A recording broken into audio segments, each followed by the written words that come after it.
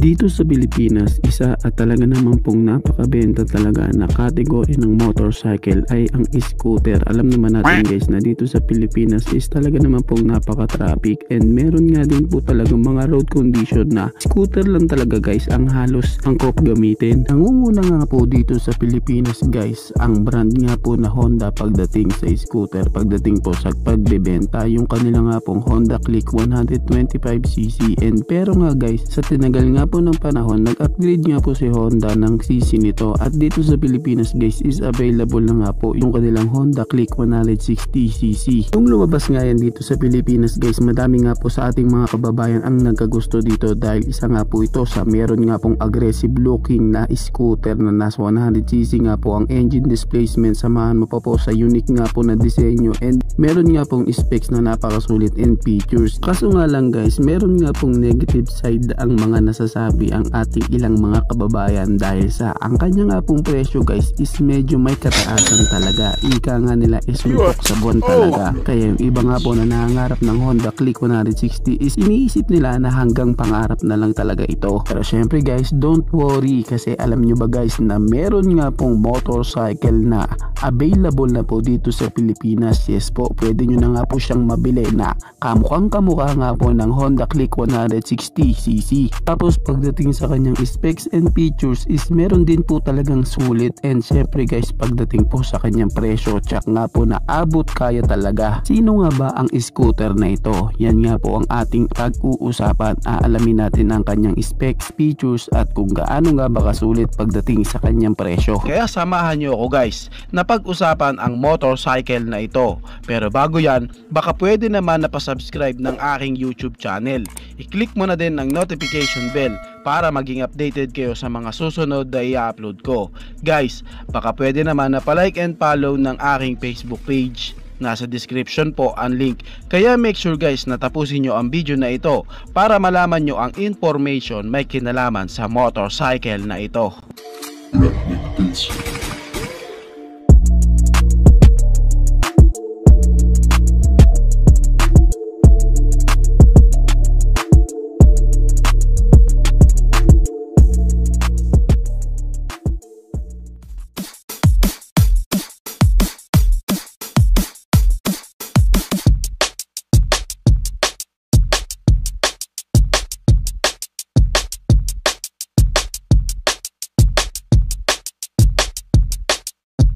Ang tinutukoy ko nga guys is walang iba kundi si Euro Samurai 155cc. Well, masasabi ko talaga guys sa scooter na ito na hindi talaga tinipid na brand ng Euro Motors. Talaga pong napakasulit nito. Well, common na nga dyan guys na talaga naman pong hawig na hawig ng Honda Click 160cc ang kanyang physical appearance. Pero guys, masasabi din po talaga na sulit po ang motorcycle na to, lalo na nga po pagdating sa kanyang mga features. And kung pag-uusapan naman natin po ang kanyang physical appearance, siyempre makikitaan din po talaga natin siya ng more on aggressive looking, and kitang-kita din po sa kanya nga pong body pairings na meron din po talaga siyang aerodynamics design para nga po guys magkaroon din po ng less air dragging ang kanya nga pong postura dahil sa meron po siyang mga cut edges, and meron pong magandang pagkakahulma lalo na nga po para din sa kusot ang angin dito para males ang air dragging. Napakaganda nga po ng kanyang headlight, kitang-kita nga rin kung aggressive ang pagkakadesenyo sa kanya. For my personal opinion nga guys, masasabi ko nga po talaga na ang scooter na ito is isa po sa sulit pong inilabas ni Euro Motors. Alam nyo ba guys na kung titignan nga po natin ang kanyang specs and features, makikipagsabayan na nga din po ito sa Big 4 brand ng iba nga po nilang mga scooter. In terms of quality of bike guys, makikita mo din po talaga sa kanyang body pairings na hindi na din po ito pipitsugin. Kitang-kita din po na maganda nga po ang ginamit ng mga materyales sa kanya, lalo na nga po guys yung kanya nga pong upuan na meron nga pong magandang leather na ginamit sa kanya seat cover, and meron pong malambot na foam, samahan mo po sa kanya nga pong pairings na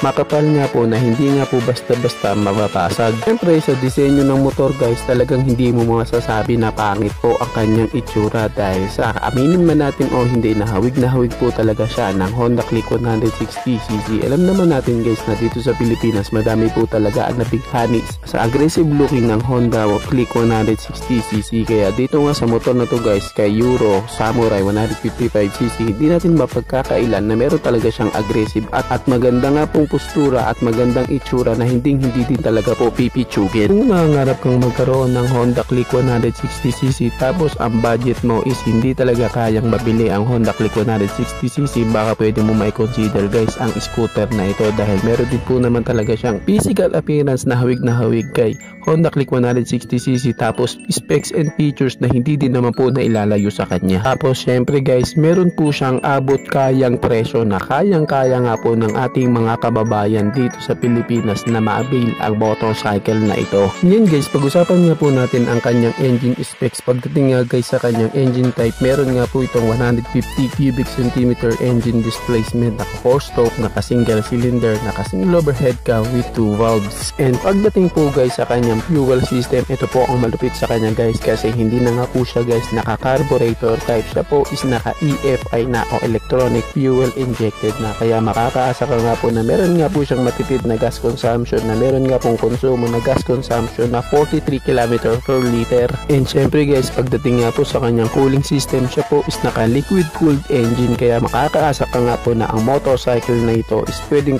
na din po talaga sa mga long ride. Pagdating naman po sa kanyang bore and stroke, meron nga po itong sukat na 57.3mm by 58mm at ang kanya nga pong compression ratio guys is may sukat nga po na 10.6:1. At pagdating naman po sa kanyang transmission guys, dahil sa scooter nga po ito, siya nga po is naka automatic transmission CVT. Then guys, pag-usapan naman po natin ang kanyang mga dimension. Pagdating nga po sa kanyang length, meron nga po itong sukat na 1950mm at ang kanya naman pong width is may sukat nga po na 700mm at ang kanyang height is may sukat na 1090mm. Pagdating naman po sa kanyang ground clearance, meron nga po itong sukat na 110mm at ang kanya nga pong fuel tank capacity guys is meron nga po 6.5 liters at ang kanya nga pong dry weight guys is may bigat po na 108 kg. Kaya makakaasa ka guys na ang scooter na ito is pwede talaga sa beginner dahil meron nga po siya guys na magaan na dry weight na 108 kg na pwede po talaga kahit nga po sa ating mga lady rider. Ngayon guys, pag-usapan naman po natin ang kanyang mga suspension. Sa kanya nga pong unahang suspension, ito po ay ginagamitan ng telescopic fork at sa likuran naman po is meron nga po itong single shock absorber. And pagdating po sa kanyang front wheel, meron nga po itong sukat na 100 by 80 by 14 inches at sa likuran naman po is may sukat nga po na 120 by 70 by 14 inches. Pagdating nga guys sa kanyang braking system, makakaasa ka nga po na meron nga po siyang safety features katulad nga po guys ng CBS o combi brake system. Pagdating nga po sa kanyang front brake guys, meron nga po itong disc brake at sa likuran nga po, ito nga rin guys is naka disc brake na nga po and equipped na po siya ng CBS o combi brake system. Ngayon guys, pag-usapan naman po natin ang kanyang power output, pag-usapan nga po natin ang kanyang performance. Pagdating nga po guys sa kanyang maximum power, meron nga po siyang 10.8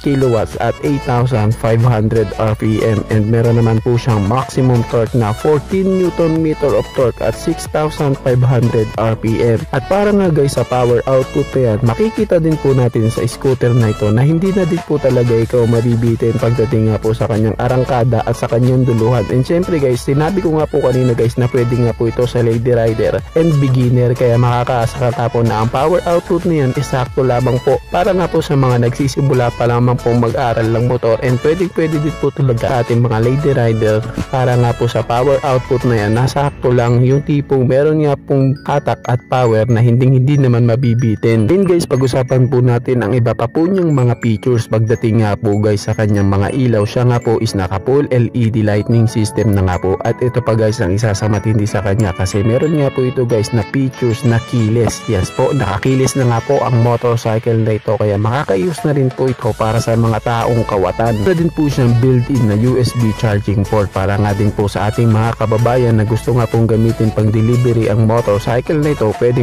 na din kasi meron na din po siyang built-in na USB charging port. Meron na rin po siya guys na strategic ECU placement to avoid exposure to water and meron nga po siya guys na tubeless rear and front tires kaya makakaasa guys na okay din po ito sa malayuan dahil less pangamba ka nga po na baka maplatan ka. Pagdating nga po guys sa kanya nga pong panel gauge guys, meron nga po itong LED digital panel with soft touch sensors, and meron din po siya guys na features na side stand kill switch. Alam naman natin guys na isa din po ito sa mahalaga lalo na nga po sa mga scooter. And meron din siyang features na idling stop system. Ang idling stop system guys is ito nga po yung features na kapag huminto ka nga po halimbawa sa stoplight, kusa nga pong mamamatay ang iyong engine pagkalipas ng 2 to 3 seconds para din po makapagpahinga ito. At kapag nga po ipinihit mo na ang throttle ng iyong motorcycle, kusa na nga po itong aandar. Yun nga po ang idling stop system. Ngayon guys, dumako na nga po tayo sa kanyang exciting part, yung kanya nga pong presyo. Magkano nga ba ang presyo ng motorcycle na ito? Ang kanya nga po guys na SRP is nagkakahalaga ng 88,900 pesos. Ngayon guys, kung balak nyo nga pong kunin siya sa installment, meron nga po siya guys na down payment na 8,000 pesos. Ngayon kung balak nyo nga pong hulugan sa loob lamang po ng 12 months naman po, ang iyong monthly naman is papalo naman po ng 8,906 pesos. At kung sa 18 months naman po balak nyong hulugan ang motorcycle na ito, ang inyong monthly naman po is magiging 6,457 pesos. At kung sa 24 months naman po, ang iyong monthly naman po is magiging 5,233 pesos. At kung sa 30 months naman nyo po balak hulugan ang motorcycle na ito, ang iyong monthly naman po is magiging 4,499 pesos. At kung sa 36 months nyo naman po balak hulugan ang motorcycle na ito, ang iyong monthly is magiging 4,009 pesos. Kaya talaga guys, kitang kita po sa scooter na ito na isa nga po ito sa pinakasulit nga po na scooter na available na po dito sa Pilipinas. Yes po, available na nga po ang Samurai 155cc. Pwede nyo na nga pong ma-avail. Magtungo lamang po kayo sa mga kasa at outlet Euro Motors at Mitsubishi SYM. Meron nga po yan sila.